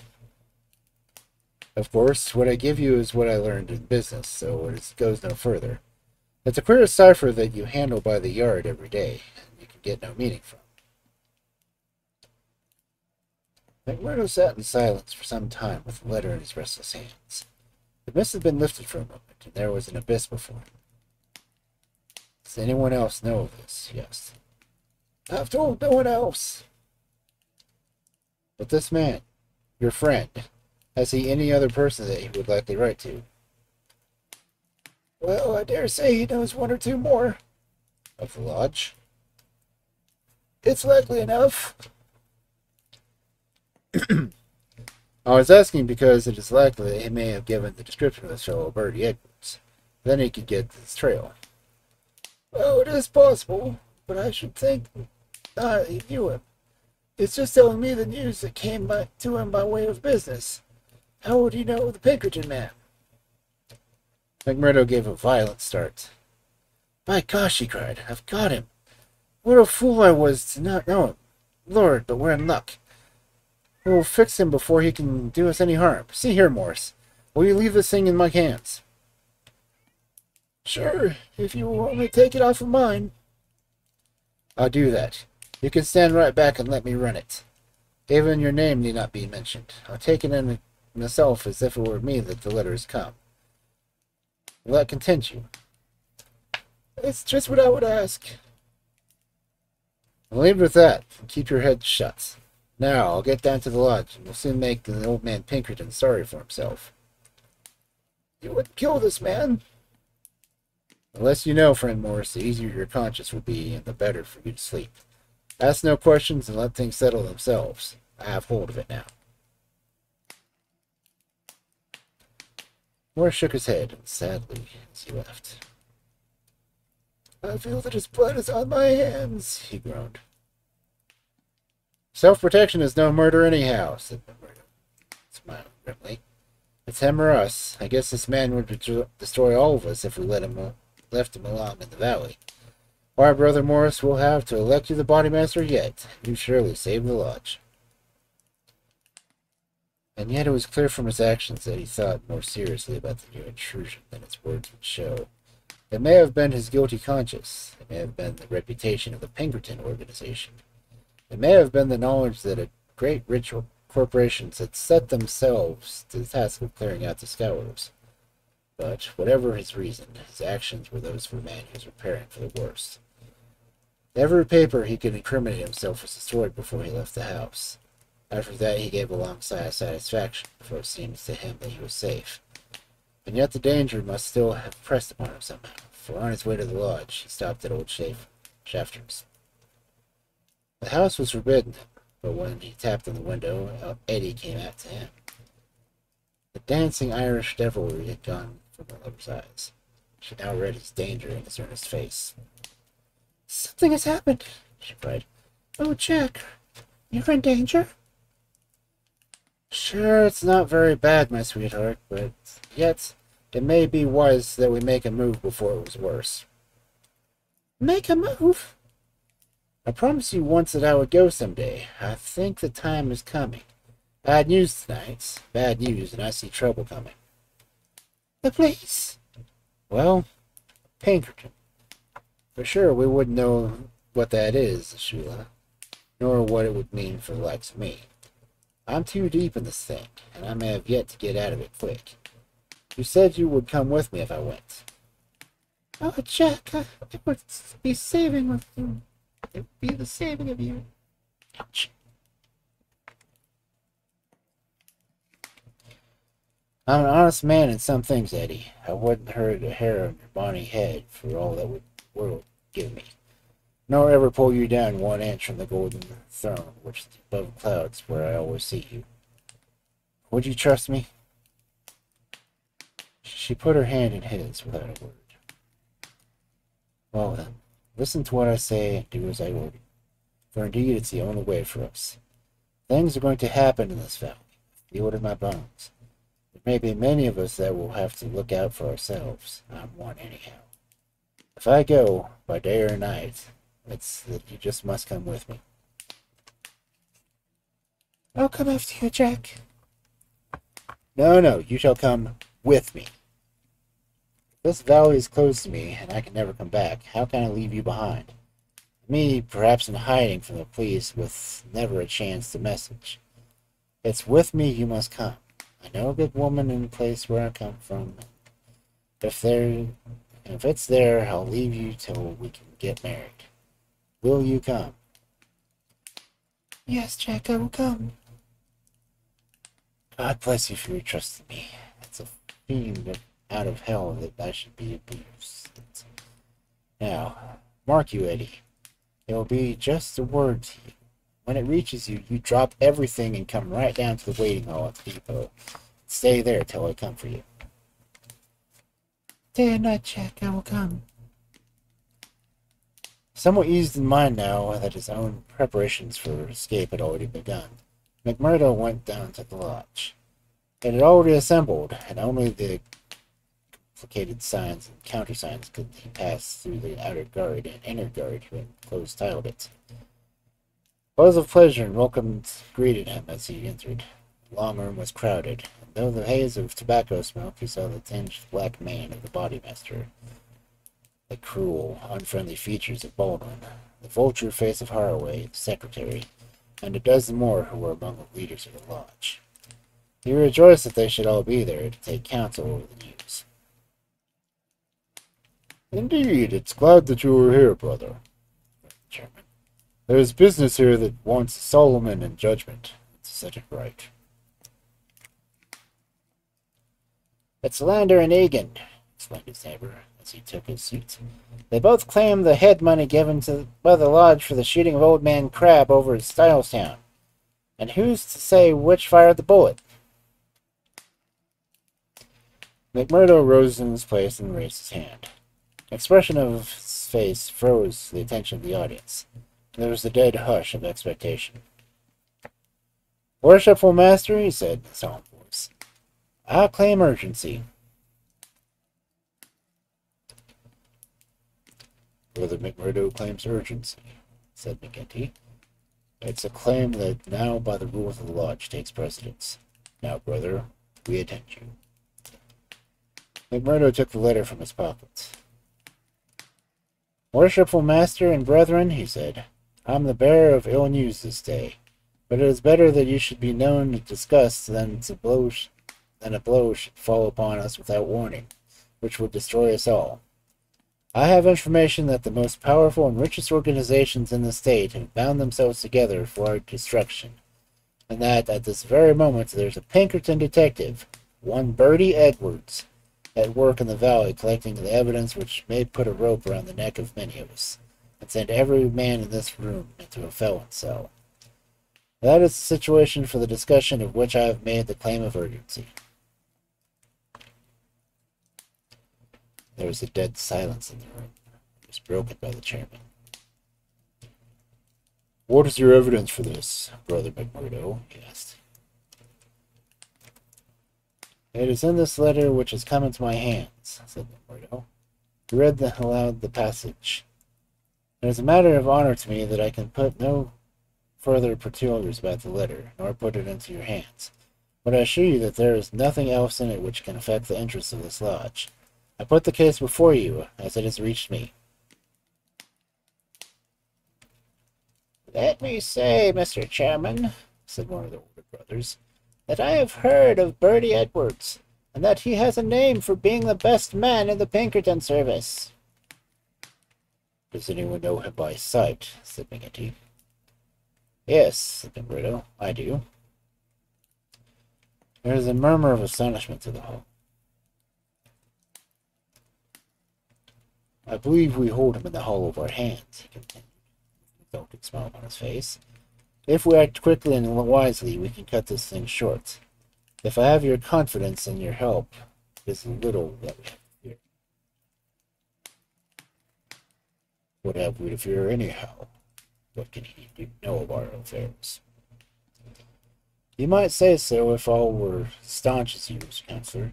This man has all the millions of the capitalists at his back. Do you think there's no weaker brother among all the lodges that cannot be bought? He will get at our secrets. Maybe he has got them already. There's only one sure cure. That he never leaves the valley, said Baldwin. Nodded. Good for you, Brother Baldwin, he said. You and I have had our differences, but you have said the true word tonight. Where is he, then? How shall we know him? Worshipful Master, said McMurdo earnestly, I would put it to you that this is too vital a thing for us to discuss in open lodge. God forbid that I should throw a doubt on anyone here, but if so much of a word of gossip got to the ears of this man, there would be an end of any chance of our getting it. I would ask the Lodge to choose a trustee committee, Mr. Chairman. Yourself, if I must suggest it, and Brother Baldwin here, and 5 more. Then I can talk freely of what I know and of what I would advise should be done. The proposition was at once adopted and the committee chosen. Besides the chairman and Baldwin, there were the vulture-faced Secretary Haraway, Tiger Cormac, the brutal young assassin, Carter, the treasurer, and the brothers Willoughby, who were fearless, desperate men who would stick at nothing. The usual revelry of the lodge was short and subdued, for there was a cloud upon the men's spirits, and many there were for the first time beginning to see the cloud of revenge and law drifting upon the serene sky under which they had dwelt so long. The horrors which they had dealt out to others had been so much a part of their settled lives that the thought of retribution had become a remote one, and so seemed that the more startling now that it was close upon them. They broke up early and left their leaders to their council. "Now, McMurdo," said McGinty when they were alone. 7 men sat frozen in their seats. "I said just now that I knew Birdy Edwards," said McMurdo. McMurdo explained. "I need not tell you that he is not here under that name. He's a brave man, I dare bet, but not a crazy one. He passes under the name Steve Wilson. He is lodging at Hobson's Patch." "How do you know this?" "Because I fell into a talk with him. I thought little of it at the time, nor would have given it a second thought but for this letter. But now I'm sure it's the man. I met him on the cars when I went down the line on Wednesday. A hard case if ever there was one. He said he was a pressman. I believed it for a moment. Wanted to know all he could about the Scowrers and wanted to call the outrages for the Negro press. Asked me every kind of question as to get something for his paper. He bet I was giving nothing away. "I'd pay for it, and I'd pay for it well," he said, "if I could get some stuff that would suit my editor." I said that I thought would please him, and he handed me a $20 bill for the information. "There's 10 times more from you," he said, "if you can find out what all I want." "What did you tell him then?" "Any stuff I could make up." "How do you know he wasn't a newspaper man?" "I'll tell you. He got out of Hobson's Patch, and so did I. I chanced into a telegraph bureau. He was leaving it. "See here," said the operator after he'd gone out. "I guess we should charge double rates for this." "I guess you should," said I. He had filled me the form of the stuff that might have been Chinese for all I could make it. "He fires a sheet off of this every day," said the clerk. "Yes," said I. "It's special news for his paper, and he's scared that the others might tap it." That was what the operator thought, and that I thought at the time. But I think differently now. "My gosh, I believe you were right," said McGinty. "But what do you allow that we should do with it?" "Why not go right down and fix him?" someone suggested. The sooner the better." "I'd start this minute if I knew we could find him," said Rideau. "He's in Hobson's Patch, but I don't know the house. I've got a plan, though, if you'll only take my advice." "What is it?" "I'll go to the patch tomorrow morning. Find him through the operator. You can locate him, I guess. Well, then I'll tell him I'm a freeman myself. I'll offer him all the secrets of the lodge for a price. You'll bet he'll tumble at it. I'll tell him the papers are at my house, and that it's twice as much as my life would be worth to let him come while folk were about. You'll see that that's horse sense. Let him come at 10 o'clock at night. He shall see everything. That'll fetch him for sure." "Well, you can plan out the rest yourselves. Widow McNamara's a lonely house. She's as true as steel and as deaf as a post. There's only Scanlon and me at the house. If I get his promise, and I'll let you know if I do, I'll have the whole 7 of you come down with me by 9 o'clock. We'll get him in. If he ever gets out alive, well, he can talk of Birdy Edwards' luck for the rest of his life." "There's going to be a vacancy in Pinkerton's, if I'm mistaken," said McGinty. "Leave it at that, McMurdo. At 9 tomorrow we shall be with you. Once you get the door shut behind him, you can leave the rest with us."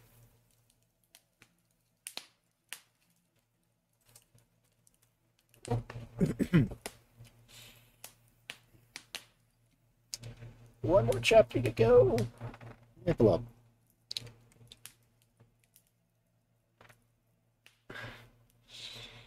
My legs are getting numb.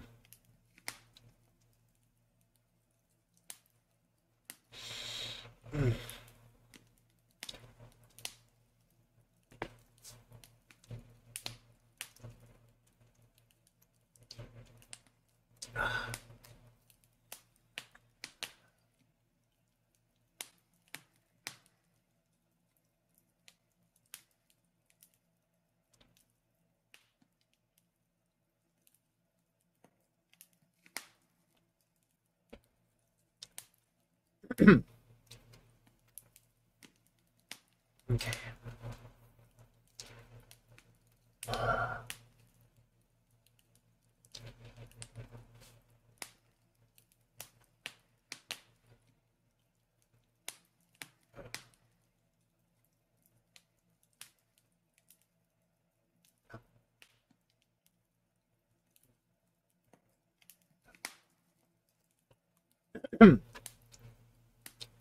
Chapter 7. The Trapping of Birdy Edwards. As Murdo had said, the house in which he lived was a lonely one, very well suited for such a crime as he had planned. It was on the extreme fringe of the town, and stood well back from the road. In any other case, his conspirators would have simply called out their man, and, as they would have many times before, and emptied their pistols into his body. But in this instance, it was very necessary to find out how much he knew, how he knew it, and what had passed to his employers. It was possible that there had already been too late, and that the work had been done. If that were indeed so, they could at least have their revenge upon the man who had done it. But they were hopeful that nothing of great importance had yet come to the detective's knowledge, as otherwise, they argued, he would not have been troubled to write down and forward such trivial information as McMurdo had claimed to have given him. However, all they learned from his own lips. Once they had in their power, they would find a way to make him speak. It was not the first time that they had handled an unwilling witness. McMurdo went to Hobson's Patch as agreed. The police seemed to take particular interest in him that morning. Captain Marvin, who claimed to be no acquaintance with them in Chicago, actually addressed him as he awaited at the depot. McMurdo turned away and refused to speak to him. He was back from his mission in the afternoon, and saw McGinty at the Union House.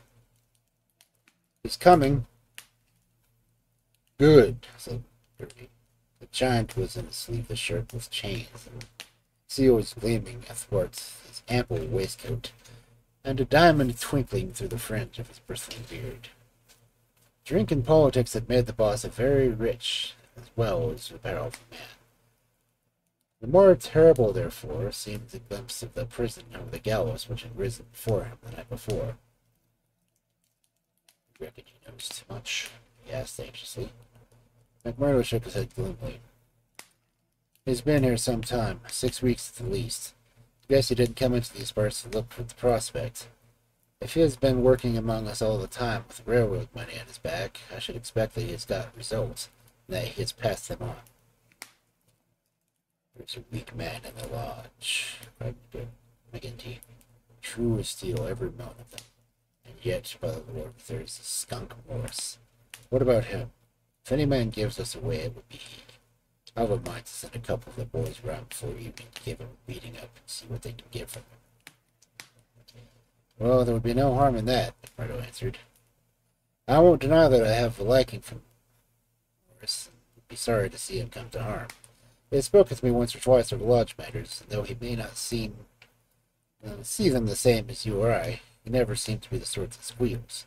But still, it is not for me to stand between him and you." "I'll fix the old devil," said McGinty with an oath. "I've had my eye on him this year past." "Well, you know best about that," McMurdo answered. "But whatever you do, you must do be tomorrow. We must lie low until the Pinkerton affair is settled up. We can't afford to set the police buzzing about him all days." "True for you," said McGinty. "And we'll learn from Birdy Edwards himself where he got his news. If we can cut his heart out first."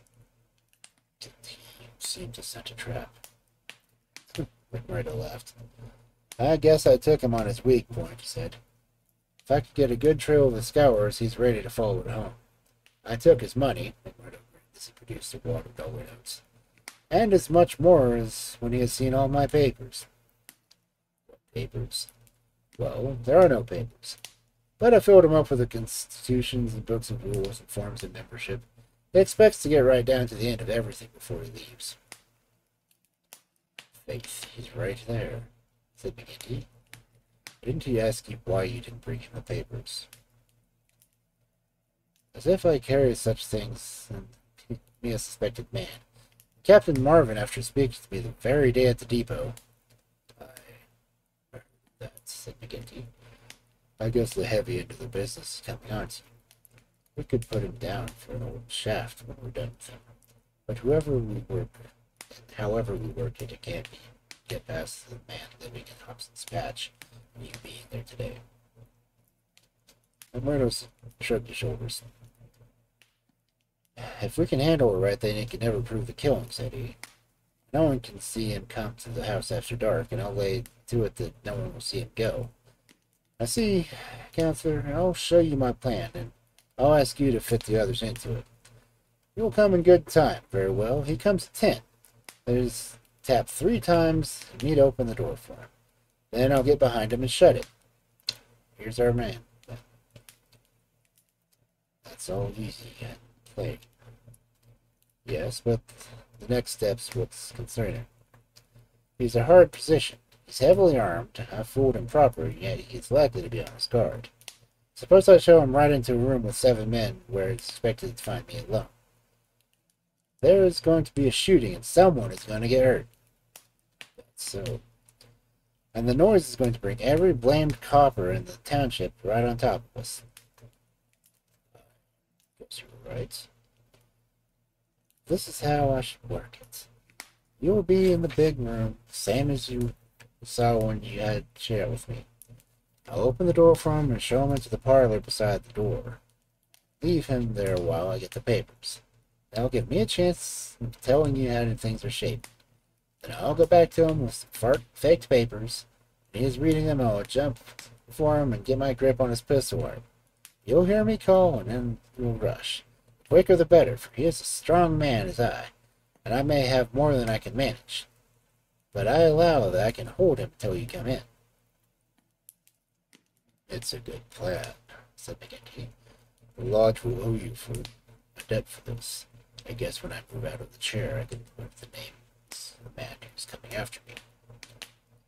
Sure, Counselor, I'm little more than a recruit, said McMurdo, but his face showed that he thought the great man's compliment. When he had returned home, he made his own preparations for the grim evening in front of him. First he cleaned, oiled, loaded his Smith & Wesson revolver. Then he surveyed the room in which the detective was to be trapped. It was a large apartment with a long deal table in the center and a big stove at one end. At each of the other sides were windows. There were no shutters to these, only light curtains which drew across. McMurdo examined these attentively. No doubt it must have struck him that the apartment was very exposed for so secret a matter. Yet its distance from the road made it of less consequence. Finally he discussed the matter with his fellow lodger Scanlon. Though a Scowrer, was an inoffensive little man who was too weak to stand against the opinion of his comrades, but was secretly horrified at the deeds of blood at which he had sometimes been forced to assist. McMurdo told him shortly what was intended. And if I were you, Mike Scanlon, I would take the night off and keep clear of it. There will be blood work here before morning. Well, indeed then, Mac, Scanlon answered. It's not the will, but the nerve that is wanting in me. When I saw Manager Dunn go down at the colliery yonder, it was just more than I could stand. I'm not made for it, same as you or McGinty. If the lodge will think none of the worse of me, I'll just do as you advise and leave you to yourselves for the evening. The men came in good time as arranged. They were outwardly respectable citizens, well clad and cleanly, but a judge of faces would read the little hope for Birdy Edwards in those hard mouths and remorse eyes. There was a man in the room whose hands had not been reddened a dozen times before. They were as hardened as human murder as the butcher of the sheep. Foremost, of course, both in appearance and in guilt, was a formidable boss.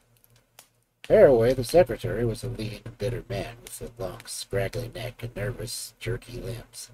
A man of incorruptible fidelity where the finances of the order were concerned, but with no notion of justice or honesty to anyone else beyond. The treasurer, Carter, was a middle-aged man with an impassive, rather sulky expression with a yellow parchment skin. He was a capable organizer, and the actual details of nearly every outrage had sprung from his plotting brain. The two Willoughbys were men of action, tall, lithe willow fellows with determined faces, while their companion, Tiger Cormac, a heavy, dark youth, was feared even by his own comrades for his ferocity and his disposition. These were the men who assembled the night under the roof of McMurdo for the killing of the Pinkerton detective. Their hosts had placed whiskey upon the table, and they had hastened to prime themselves for work before then. Baldwin and Cormac were already half drunk, and the liquor had brought out their ferocity. Cormac placed his hands on the stove for an instant. It had been lighted, and the spring lights were still cold. "That will do," he said with an oath. "Aye," said Baldwin, catching the meaning. "If he is strapped to that, we'll have the truth out of him." "We'll have the truth out of him, never fear," said McMurdo. He had nerves of steel, this man, while the whole weight of the affair was on him. His manner was cool and unconcerned as ever. The others marked it and applauded. "You are the one to handle him," said the boss approvingly.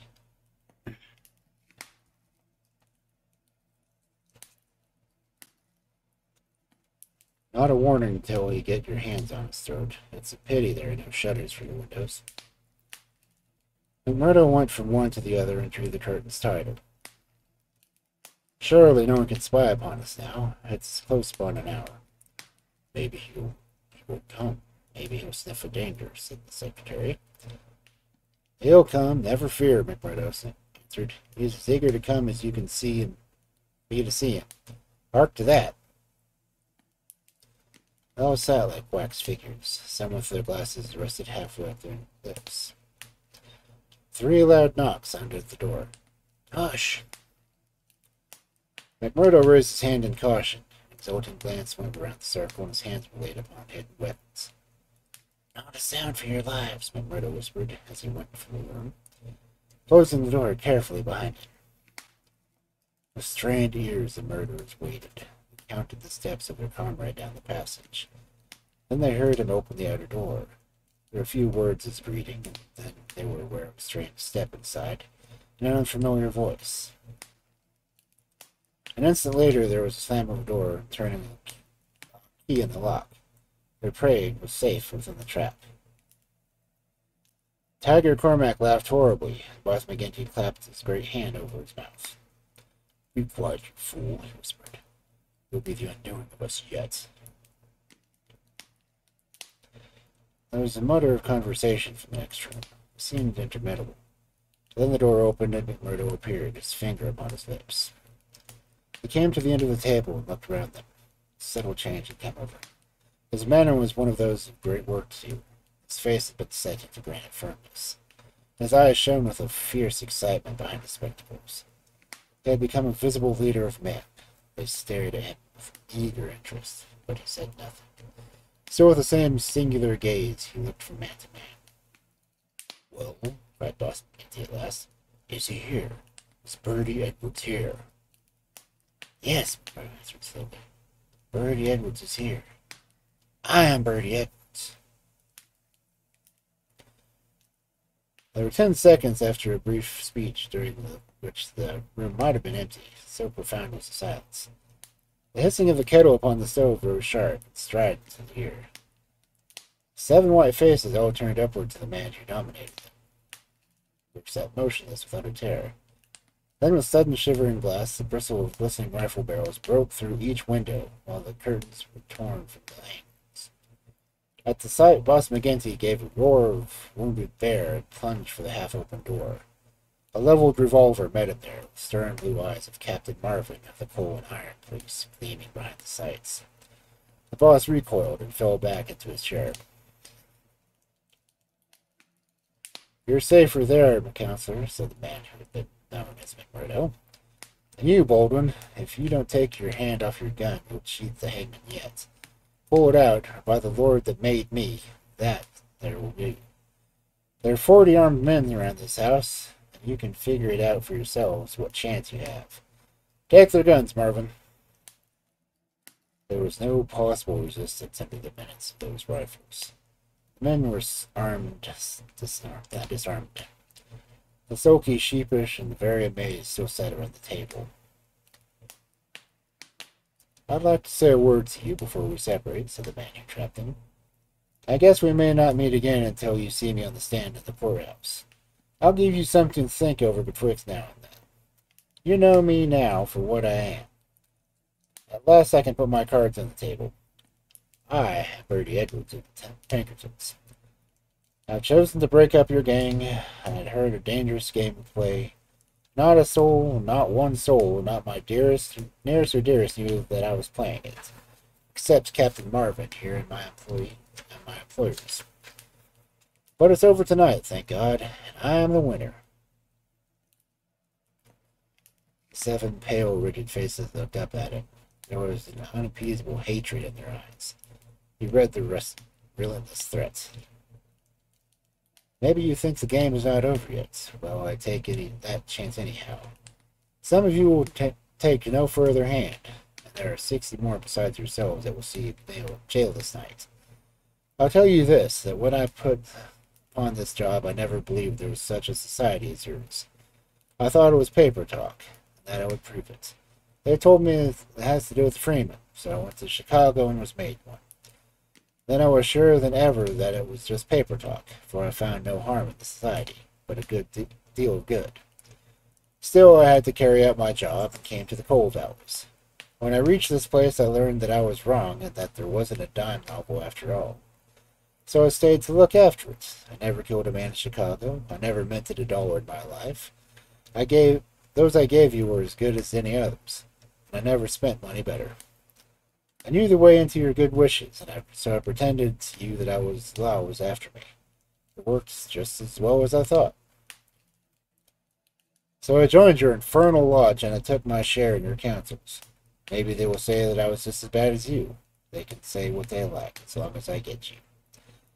But what is the truth? The night I joined you, you beat up old man Stabler. I could not warn him, for there was no time, but I held your hand, Baldwin, when you would have killed him.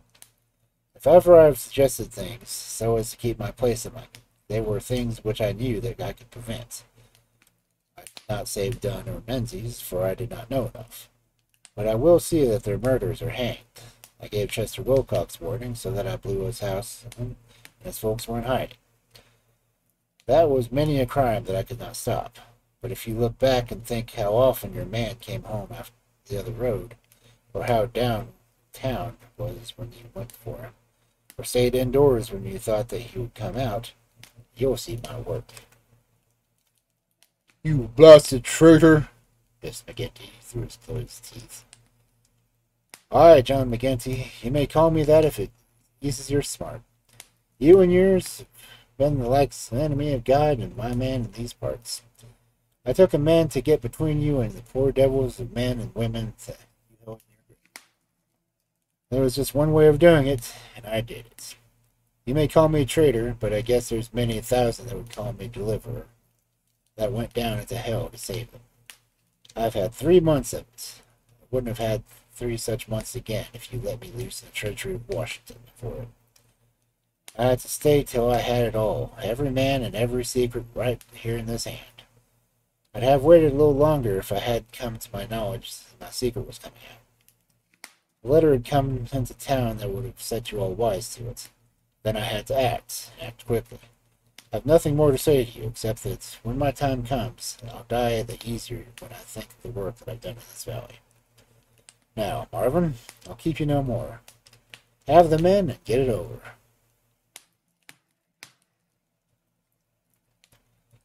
There's little more to tell. Scanlon had been given a sealed note to be left at the address of Mrs. Eddie Shafter, a mission which he accepted with a wink and a knowing smile. It was early hours in the morning. A beautiful woman and a much muffled man boarded the special train, which had been sent just by the railroad company, and made a swift, unbroken journey out of our land of danger. It was the last time that either Eddie or her lover set foot in the Valley of Fear. 10 days after, they were married in Chicago, with Jacob Shafter sitting as witness at the wedding.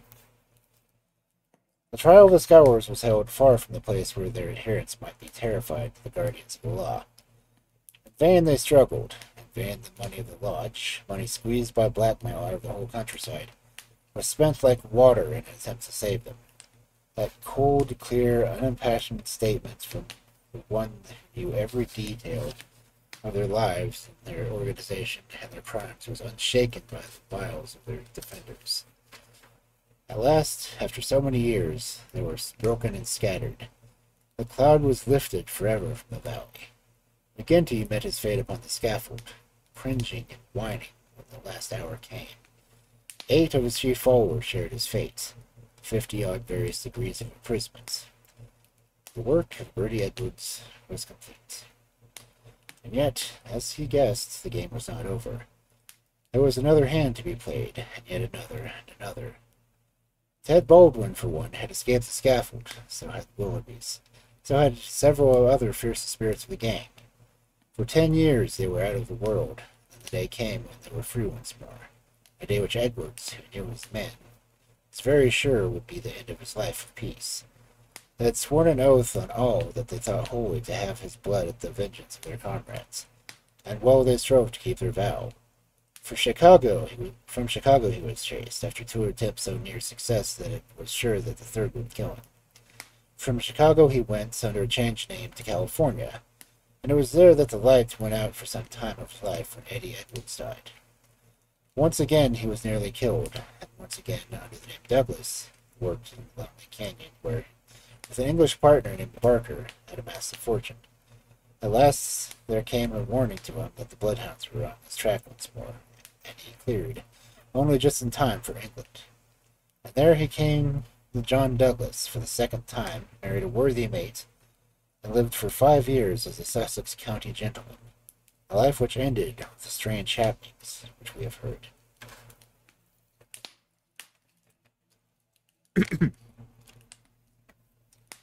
Epilogue. The police court proceedings had passed, in which the case of John Douglas was referred to a higher court, so as the assizes at which he acquitted for having acted in self-defense. Get him out of England at any costs, wrote Holmes to the wife. There are forces here which may be more dangerous than those he has escaped, but there is no safety for your husband in England. 2 months had gone by, and the case had come to some extent past our mind. Then one morning there came an enigmatic note slipped into our letterbox. "Dear me, Mr. Holmes, dear me," said this apostle. There was neither subscription nor signature. I laughed at the quaint message, but Holmes showed an unwonted seriousness. "Delvery, Watson," he remarked, sat long in a clouded brow. Late that night, Mrs. Hudson, our landlady, brought up a message that a gentleman wished to see Holmes, and that the matter was of utmost importance. Close at the heels of his messenger came Cecil Barker, our friend from the moated manor house. His face was drawn and haggard. "I have bad news, terrible news, Mr. Holmes," said he. "I feared as much," said Holmes. "You have not had a cable, have you?" "I've had a note from someone who has." "It's poor Douglas. They tell me his name is Edwards, but he will always be Jack Douglas of Benito Canyon to me. I told you that they started together in South Africa for the Palmer 3 weeks ago." "Exactly." "They reached ship to Cape Town last night. I received a cable from Mrs. Douglas this morning. Jack has been lost overboard in the gale off St. Helena. No one knows how the accident occurred. Ivy Douglas." "Ha! Came like that, did it?" said Holmes thoughtfully.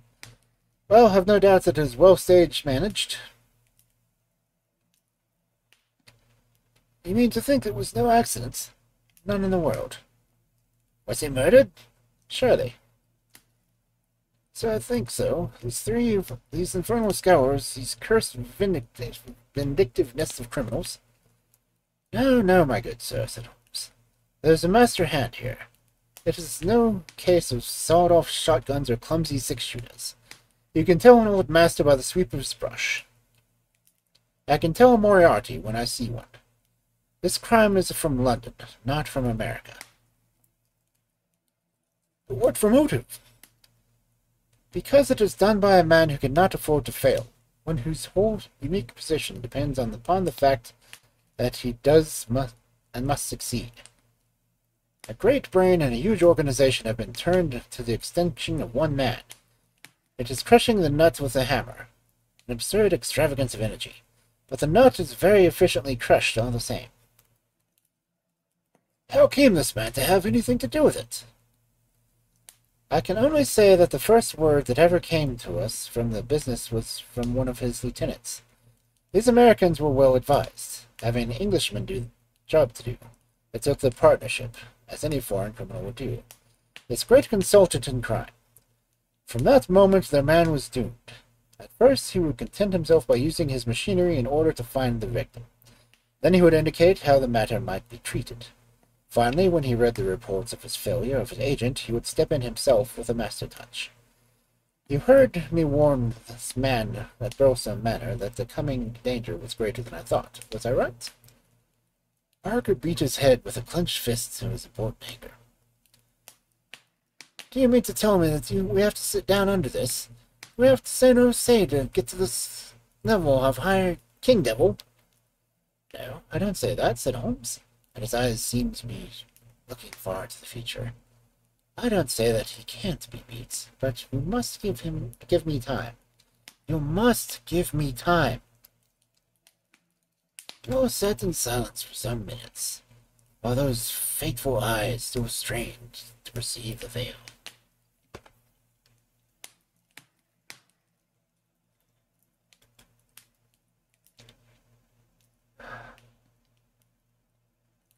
Yay!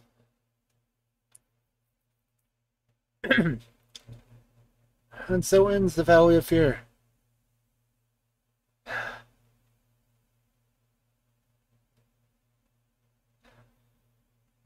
Now I gotta figure out what to do next week. But for now, I gotta figure out who we're gonna rate.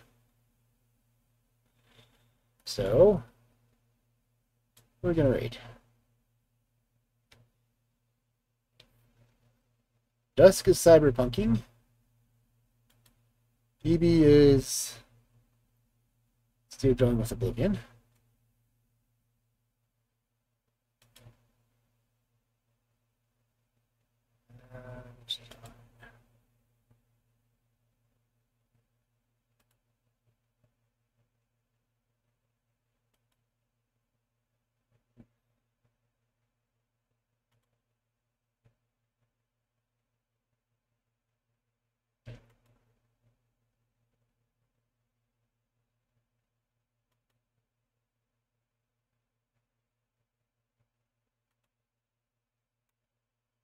Ugh.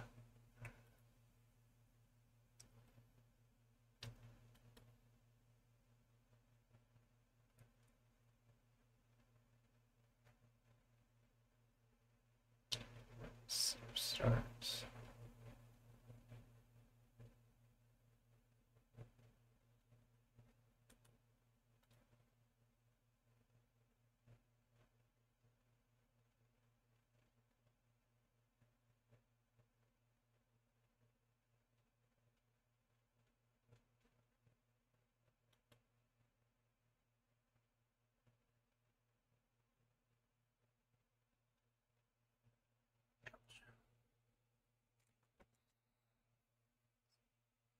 Here.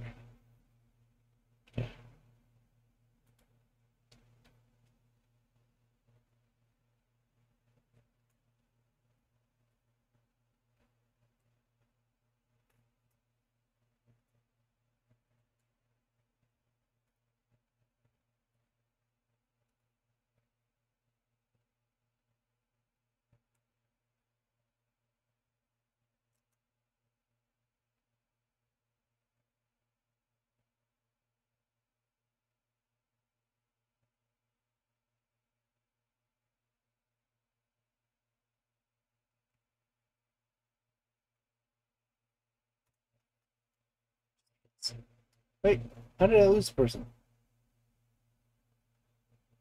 Where'd my third one go? Dang it.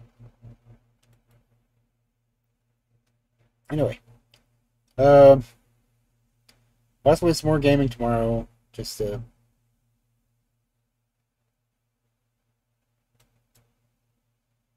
oh wait.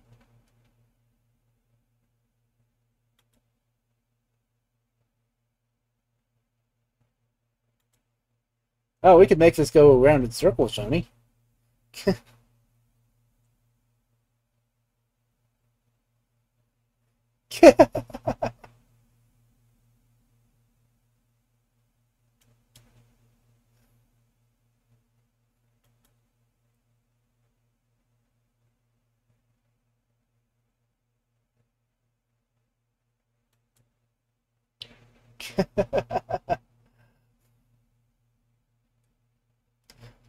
That's it. I was about to raid you, Oni.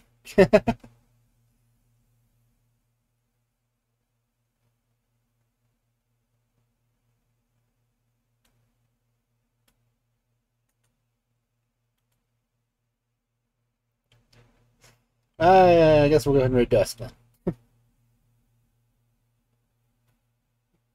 That's it. I'd already had the raid pulled up and everything else. But okay, well. Then I started listening in, but oh well, I guess not.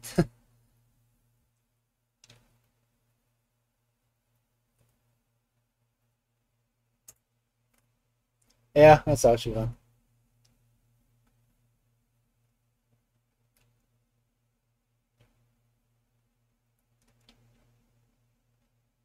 Okay, let's go ahead and jump out of her before she jumps out of her. So, okay. See you over there.